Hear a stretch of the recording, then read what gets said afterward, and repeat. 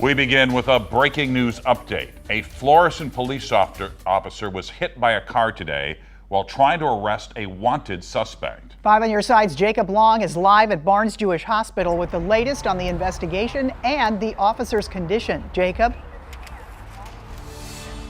Well, Mike and Kay, some good news to report this afternoon. We can tell you that that officer's condition is expected to be pretty fair. He is not expected to be facing any life-threatening injuries. He was taken here, though, to Barnes Jewish Hospital earlier this afternoon, and over the course of the afternoon, we have seen a couple of Florissant police officers coming and going from the ambulance bay here behind me, as we often do when an officer has been injured or killed in the line of duty. Now, this situation unfolded in North St. Louis today in the 3100 block of Prairie Avenue about 1:45 in the afternoon. That Florissant police officer in the city was trying to arrest that wanted subject. Police say the subject, though, was resisting and ended up hitting that officer with his car before then fleeing the scene. And police say that is when a second Florissant police officer then fired their service weapon at the fleeing suspect.